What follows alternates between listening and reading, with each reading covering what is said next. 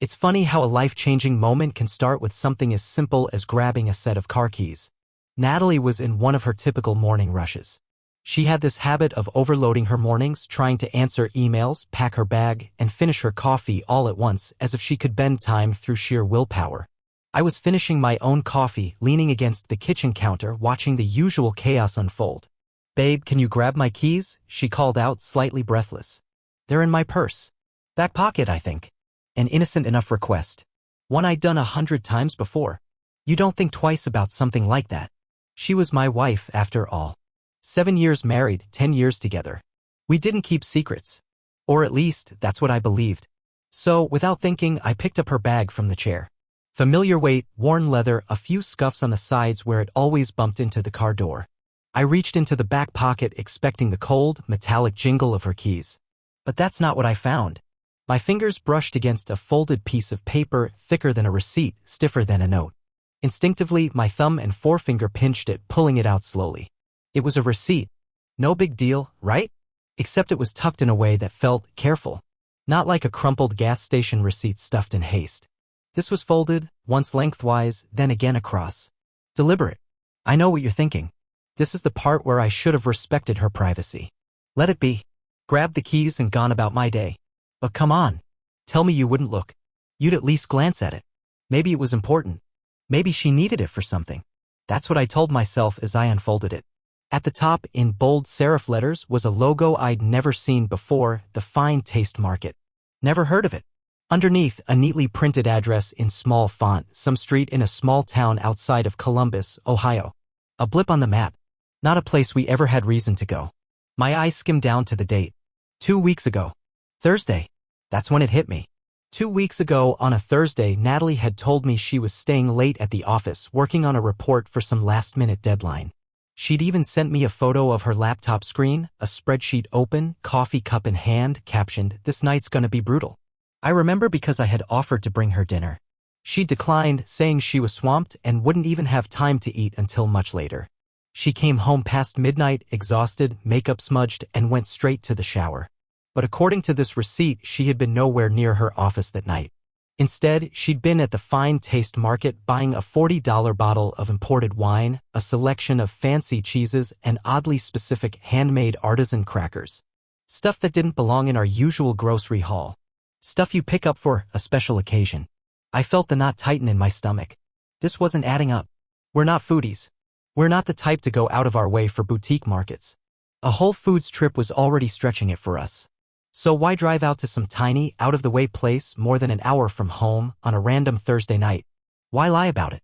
I turned the receipt over, half expecting some hidden note or clue, but it was blank. Just a simple, damning piece of thermal paper that didn't belong. I stood there for a moment, holding it, feeling the kitchen grow colder. You know how sometimes your brain tries to help you out? It rushes to explain things away before the truth can really sink in. Mine was doing overtime. Maybe she had a meeting near Columbus that day. Maybe she stopped by on the way home, picked up some fancy snacks for us, and just forgot to mention it? That didn't explain why she told me she was chained to her desk all night, but it was a lifeline. A weak one. Still, that nagging voice in my head wouldn't let it go. I thought about how she'd been lately. The extra time getting ready. The late nights at work that didn't add up. The new perfume she said was just a sample. The way her phone was always face down now, as if the screen itself had secrets. In that moment, standing in our kitchen with a crumpled receipt shaking slightly in my hand, it felt like the ground had shifted under me. I thought I knew Natalie. I thought we were solid. We'd survived the early years of career hustle, the stress of saving for a home, even that rough patch 2 years ago when I lost my job. We'd been through things that should have torn us apart, but we held on. Or at least, I thought we had. But this was different. This wasn't life throwing obstacles at us. This was a choice. A deliberate choice she had made to be somewhere else, to do something else, while telling me a story that wasn't true. And the worst part? I didn't even know what story she was hiding. I slid the receipt back into her purse, found her keys, and stood there for a beat, staring at the bag like it had personally betrayed me. "Got your keys," I called out, forcing my voice to sound normal, handing them over when she appeared in the hallway. She smiled, breathless, oblivious. "Thank you, babe. You're a lifesaver." That smile. It wasn't the first time she'd smiled at me while lying through her teeth. Was it? How many of those smiles had I accepted without question? She kissed me on the cheek, grabbed her coffee, and rushed out the door. And I stood there, keys no longer in hand, but with something heavier pressing down on me. The weight of a question I couldn't unask. Why was my wife in Columbus that night? I didn't have an answer, but for the first time I realized I couldn't just let it go. For a while I told myself I was overreacting. It was a receipt, just a piece of paper. Maybe there was an explanation I hadn't considered. Natalie's job involved all sorts of meetings and site visits. She could have swung by that market for a client gift. Maybe she was planning a surprise for me. Maybe the universe was playing a cruel joke. But here's the thing about doubt: it doesn't stay quiet. It festers, grows roots, is not loud at first. It whispers, but once it gets in, it doesn't shut up. The first few days after I found that receipt, I tried to play it cool. I didn't mention Columbus, didn't bring up the fine taste market. I watched, listened, took mental notes, and what I saw didn't sit right. Natalie started acting different. Subtle things at first. Her phone used to live on the kitchen counter while we made dinner, buzzing with the occasional group chat or email. Lately, it was always face down, always on silent, always in her bag or her pocket. Once, I caught her glancing at it, screen lighting up, and the way she snatched it up, turning her back to me. It wasn't nothing. Her explanations became slippery, not outright lies, but half-truths. She'd say she had a client meeting in the evening, but when I asked where, she'd mumble something vague. Oh, just out by Broadview. Broadview's a wide stretch. Which building? Which client? No real answer. She was good at deflecting. Too good. One night, about a week after the receipt incident, she came home later than usual. Not crazy late, but enough to notice. She was still dressed in her work clothes, blazer draped over one arm, but there was something different. The way she moved, the way she carried herself. Confident, almost electric. And then there was the perfume. It wasn't hers. At least not any of the ones I knew. Natalie rotated between two, one floral, one musky. This one was sharper, cleaner. A fresh, citrusy scent that lingered in the air when she walked past me.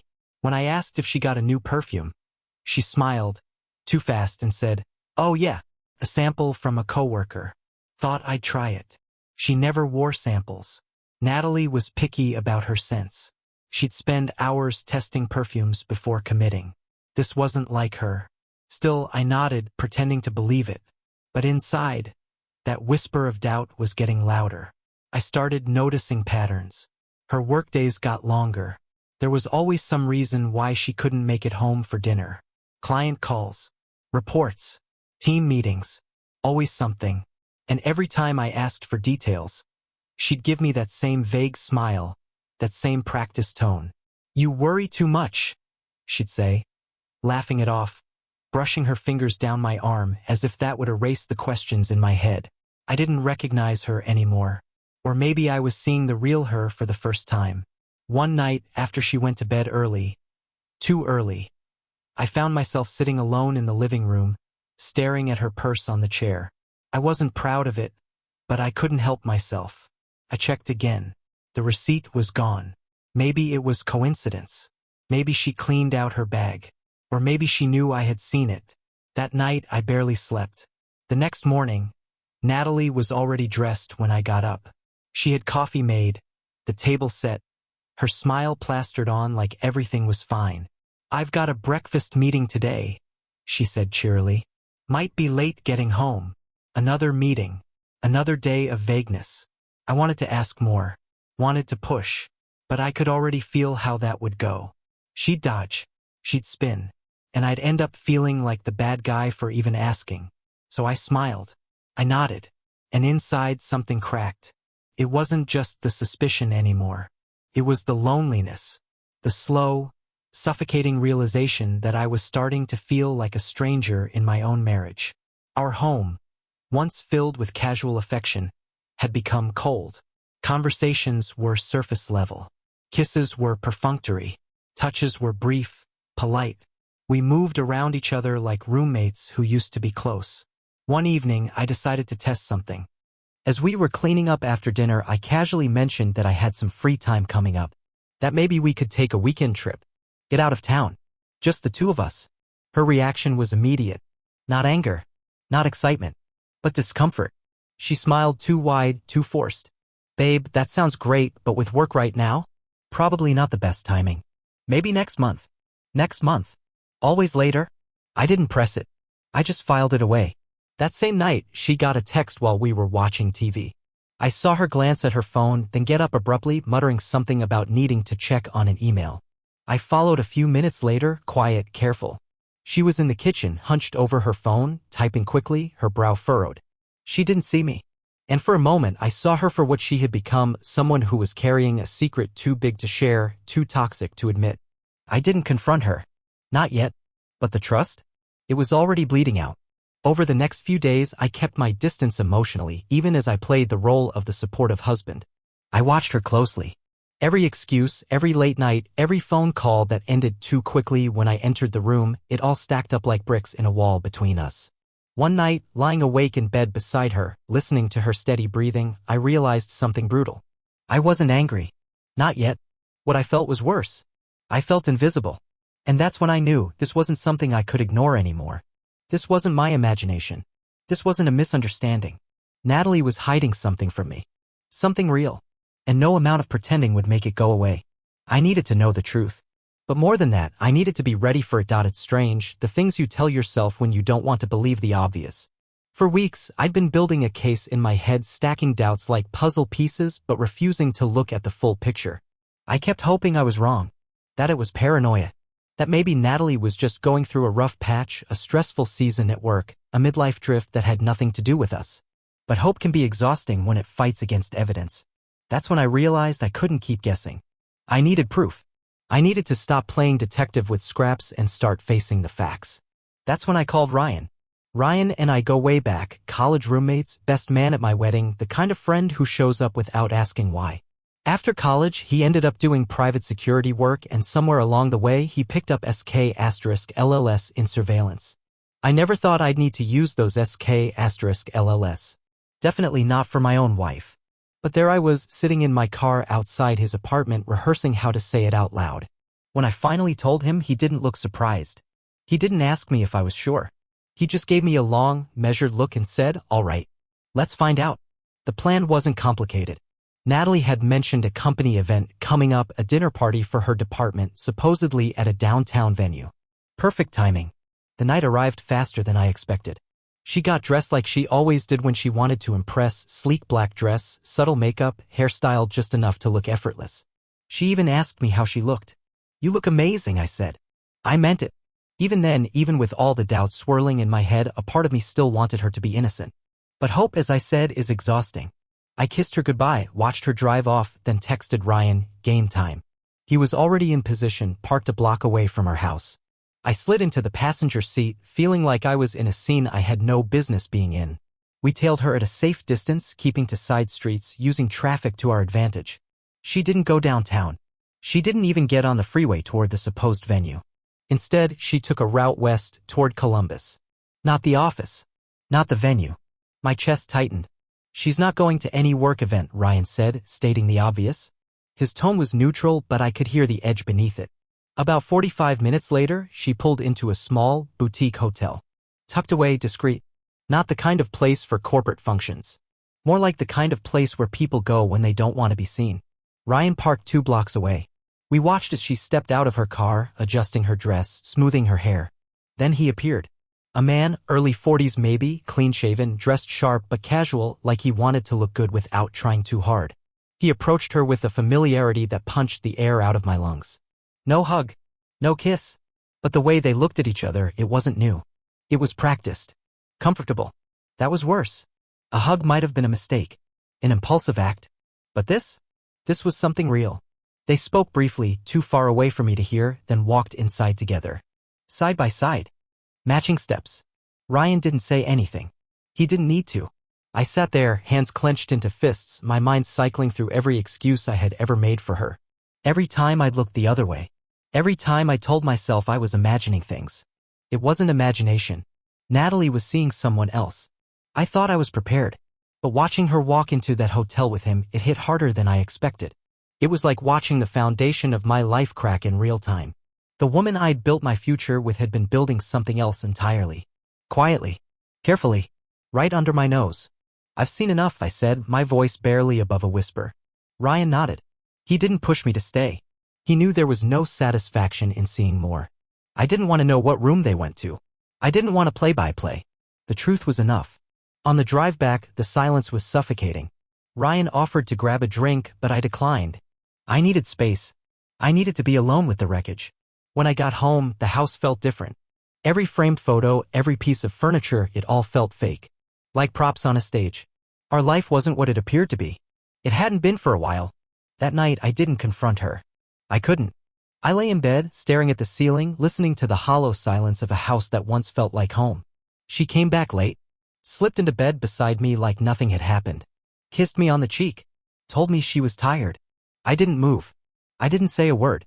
The betrayal felt bigger than the affair itself. It wasn't just her being with someone else. It was the months of lying. The rehearsed stories. The way she made me feel like I was crazy for even doubting her. Lies layered on top of lies until they felt like the truth. Over the next few days, I didn't let on that I knew. I watched. Studied.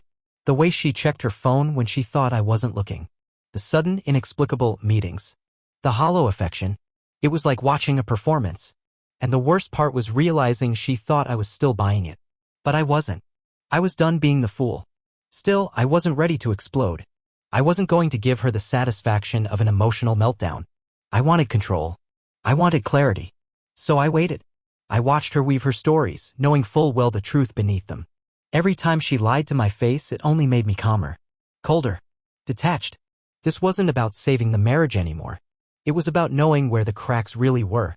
And planning my next move. The strange thing about betrayal is how ordinary life keeps going. The morning after following Natalie to that hotel, the sun still rose. The alarm still went off. The coffee still brewed. She still smiled at me across the table, asked if I wanted more toast, like we hadn't spent the night sleeping inches apart but galaxies away. I didn't confront her. Not yet. It wasn't because I was in denial anymore. That ship had sailed. But there was something about seeing her go through the motions, acting like nothing was wrong, that fascinated me. She was so good at it. The casual touches. The light conversation. The small talk about her busy week ahead. Watching her lie had become surreal. Like watching a play you knew the ending to, but the actors kept pretending you didn't. Every time she kissed me goodbye, a little piece of me detached further. Not out of spite. Not even out of anger. But because whatever was left between us wasn't real anymore. That realization hurt more than anything. It wasn't just the affair. It was the layers of it, the deception, the ease with which she lied, the quiet detachment that had crept in over months while I convinced myself we were just going through a rough patch. But the rough patch was a lie too. A cover story for what she'd been doing behind my back. I wasn't angry. Not yet. But I was getting there. Over the next week, I kept the charade alive. I smiled when I needed to. I responded when she talked. But inside, I was cataloging everything. Every lie she told was a confirmation. Every excuse was another nail in the coffin. I noticed she started trying harder. Maybe some instinct told her I was slipping away. She called more often during the day, asking how my meetings went. She texted little things, funny memes, random thinking of you messages that felt more like apologies wrapped in pretense. But the cracks were showing. One night, she came home late. Again. She claimed a client dinner ran long. I asked, which client? For a moment, she hesitated. Just a flicker. But it was enough. Oh, you don't know them, she said with a smile too bright. New account. Still under wraps. Another lie. I wondered if she kept track of them. If she remembered every story she told me, or if it all blurred together in her mind. Did she ever feel the weight of her own dishonesty? Or had it become second nature by now? Later that night, I watched her fall asleep beside me. Peaceful. Like she hadn't detonated a bomb in our marriage. That's when it hit me, the betrayal wasn't the worst part. It was how easy it was for her. I used to believe infidelity was this emotional whirlwind, guilt, conflict, drama. But Natalie was calm. Smooth. Practiced. She lived in the lie comfortably. And I was the only one suffocating. The following days blurred together. Work, errands, small talk. The routines kept spinning while the foundation cracked beneath my feet. But something changed. I changed. The more she lied, the calmer I became. It was like my mind had hit some threshold of pain and flipped a switch. I wasn't panicking anymore. I wasn't spiraling in self-doubt. I was planning. I started picturing what life would look like without her. Not in a vengeful way. Not in a rage-fueled fantasy. But practically. The house. The finances. The friends who would pick sides. The awkward explanations. The inevitable questions. I wasn't sure if I was mourning the end of my marriage or if I was preparing for the relief of it. Natalie didn't notice. Or maybe she did, and she was hoping the extra texts and surface-level affection would patch it over. But it was too late. One evening, she asked me if I wanted to plan a trip, just us, to reconnect. The irony almost made me laugh. I said I'd think about it. I had no intention of going anywhere with her. That night, as I sat alone in the living room, I thought back to the early days of our relationship. The late-night talks. The spontaneous road trips. The way we used to laugh until our sides hurt. That woman was gone. Or maybe she was never really there. Maybe I'd fallen in love with the version of Natalie she wanted me to see. Either way, the person sharing my bed now wasn't her. The tipping point came quietly. No dramatic discovery. No screaming match. It was a Tuesday evening. She came home late again, flustered, claiming traffic was a nightmare. She kissed me on the cheek, told me she missed me today. The words were automatic. I looked at her, really looked at her, and realized I felt nothing. Not love. Not hate. Just indifference. That scared me more than anger ever could. Because anger meant there was still something left to fight for. But I was done fighting. She noticed the shift. The next morning, she lingered in the kitchen, watching me make coffee. Her expression was soft, unsure. She asked if everything was okay. If we were okay. I wanted to say, of course not. But instead, I smiled and said, I'm just tired. She seemed to accept that. But her eyes stayed on me longer than usual. Maybe she knew. Maybe she was waiting for the hammer to drop. But not yet. Not quite yet. I wanted her to feel it first. The slow unraveling. The weight of her own choices. She had built this illusion carefully. Now she could watch it fall apart. And I'd be right there, calm, quiet, watching her realize she wasn't as in control as she thought. The fallout had big asterisk N. But the confrontation? That would come soon. And this time it would be on my terms. The unraveling didn't happen all at once. It was slow. Subtle. Like a sweater thread you barely notice coming loose until the whole thing starts falling apart in your hands. After weeks of pretending everything was fine, Natalie's act started to slip. The calls and texts she used to control so carefully? They became frantic. Desperate even. She started texting me during meetings at odd hours, asking how I was, telling me she missed how we used to be. The irony wasn't lost on me. She was trying to fix the version of us she had already destroyed. I never outright ignored her, but my replies got colder. Shorter. I could see her noticing it. Her messages got longer, more emotional, like she was trying to fill the space I was silently creating between us. Then came the questions. Did I do something wrong? Is something going on with you? Talk to me, babe. Please. I didn't accuse. I didn't hint at what I knew. I wanted her to stew in her own uncertainty. The harder she tried to pull me back, the more I felt her losing her grip. At work, things weren't going much better for her. We shared a few mutual acquaintances in industry, people who wouldn't normally gossip, but even they noticed. She's been off her game lately, one colleague mentioned in passing. Missed a deadline. Forgot a major client call. That's not like her. I just nodded, kept my face neutral. Her carefully curated image of control was cracking. At home, she was restless. She'd pace the kitchen, scrolling through her phone, pretending to read emails. But every glance my way was filled with that same question she didn't dare ask out loud. Do you know? Of course, she never said it. But I could feel it hanging between us. One evening, she made an effort. She cooked dinner, something she hadn't done in months. Set the table, lit candles, even played soft music in the background. It would have been sweet if it wasn't so transparently performative. During dinner, she brought up old memories. Our first vacation. That time we got caught in a rainstorm and laughed ourselves sick. She was trying to rewind the clock, as if nostalgia could erase the present. I played along, but it was hollow.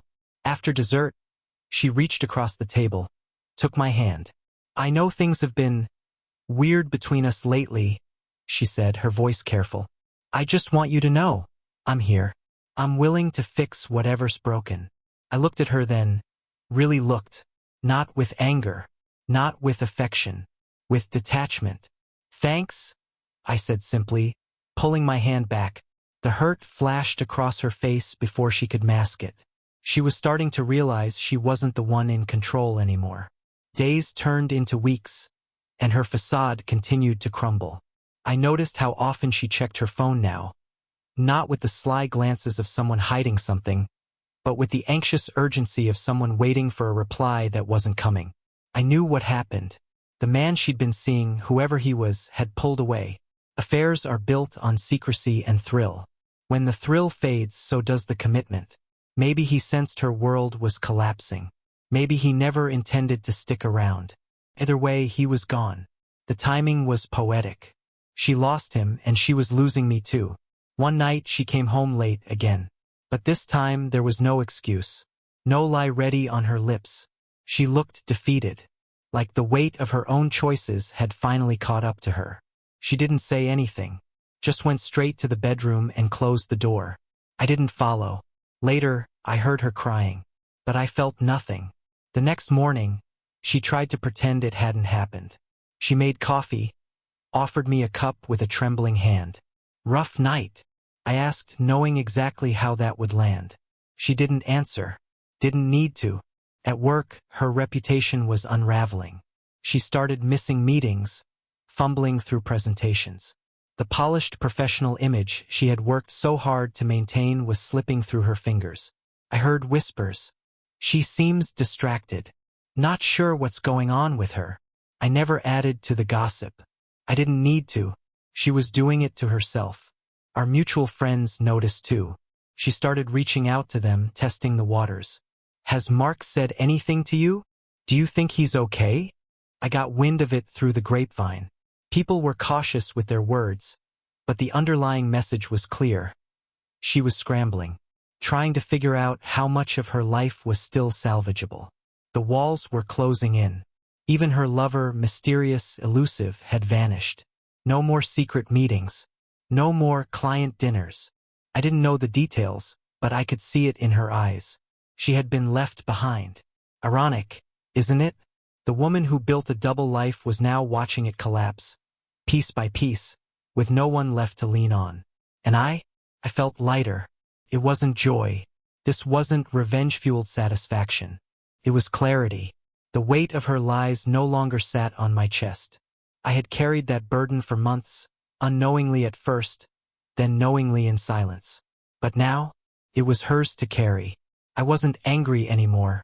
I was free, at least emotionally. The next step would be the hard part. But watching her life unravel without lifting a finger, that was the beginning. And she knew it. You could see it in the way she looked at me now. Less with affection, more with fear. Because Natalie understood something now. The man sitting across from her wasn't playing her game anymore. And she was running out of moves. Leaving her wasn't as hard as I imagined. There was no explosive fight, no dramatic goodbye. Just quiet inevitability. The divorce papers slid across the table. She barely looked at me as she signed. When she moved out, she left behind a hollow version of our home.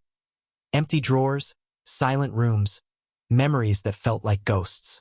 But in that emptiness, I found something unexpected. Peace. For the first time in months, I could breathe without questioning everything. I got a job at a small auto repair shop. Honest work. Tangible. No lies hidden under spreadsheets. Routine became my anchor that I didn't rush into anything new. I rebuilt slowly. Friendships I'd neglected came back into my life. Evenings were quiet but mine. Then there was Sarah. Met her at a local diner of all places. She was the opposite of Natalie. Simple, kind, transparent. No games. Our first few conversations felt like a reset button on my entire outlook. With her, there was no need to decode meanings or second-guess intentions. For the first time in years, I wasn't performing. I was just me, and that was